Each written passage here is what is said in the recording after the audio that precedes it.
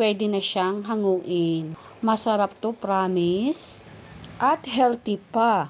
Pwede siya sa breakfast, pwede rin sa merienda.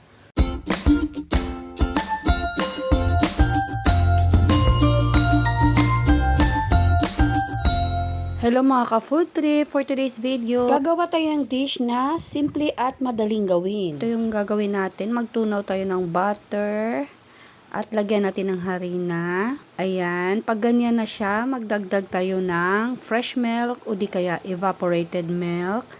Para pong gumagawa lang tayo ng bechamel sauce, lagyan natin ng nutmeg powder. Pero optional lang yan. And then, maglagay tayo ng cheddar cheese. Kung meron kayong mozzarella or quick melt, pwede rin yun. Damihan natin guys. Tapos ihalo hanggang sa matunaw ang cheese.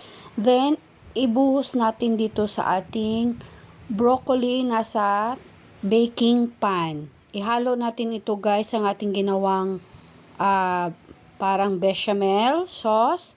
And then maglagay tayo uli ng maraming cheese. Since ang gagawin natin ito ay cheesy broccoli casserole. Ayan, ilagay na natin ito sa oven. I-bake lang ng 20 to 30 minutes. Pag mag-golden brown na ang kanyang top, ayan, pwede na siyang hanguin. At i-slice na natin guys. Masarap to, promise. At healthy pa.